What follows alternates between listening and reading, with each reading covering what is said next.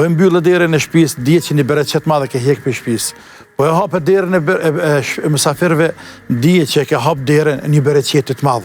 Ai bereqet ka më të reflektuar në rrezik, në vlad, në shëndet, dhe kështu me radhë deri kur dish para Zotit, kime pas sevapin e madh. Shembull, ama mirë është me dhanë njeriu buk, para, ndihma, një herë në vit, si fjallë në Ramazan, apo mos me dhanë kur, ima vjen një herë në vit. Absolutisht. Tamam. Por, Ramazani se në më shumë sa kaq, që kjo reflektim i Ramazanit, që fiton të këtë energji ta quajmë. E ne në terminologjinë fetare themi imanin, vetëdijësimi, takvallukun, devotshmërinë, e që është ngritje, avancim, nga ana shpirtërore, psikologjike, dhe kjo reflektohet pastaj në gjymtyr, në dhënie, në sjellje, në raporte me njerëzit. Çdo aspekt. Me vazhdo dhe pas Ramazanit. Vazhdo pas Ramazanit. E që nën kupton se Ramazani është hajër krejt, dhe Islami është hajër krejt. Edhe asnjë të met dëm që ja vlen monal, të haje monal, me marë si arsye për mas me agjeru, apo arsye për mistifiku se nuk bën me agjeru, apo nuk është i mirë Ramazani, nuk ka.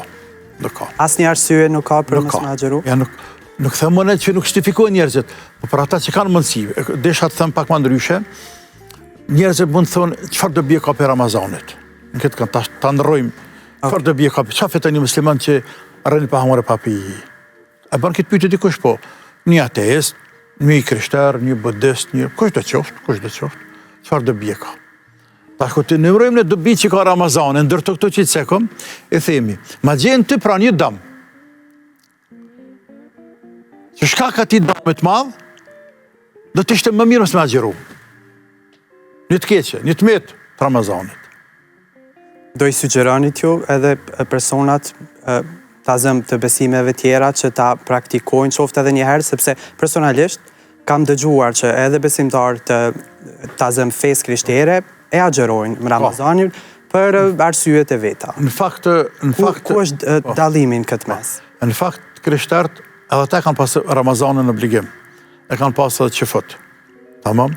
Por ata e kanë ndryshua edhe për nga koha, e kanë zgjatur, e kanë bë 50 ditë, po edhe nga mënyra e agjerimit. Çdo që tjetë. Jo vetëm agjerimi, por krejt Islami është hajër për të gjithë, sepse është prej Zotit. Nuk ka produkt i njeriut, është i madhët Zot, i cili po e ka zbritur Injilin, e më parë Zeburin, e më parë Tevratin, që janë libra të udhëtarëve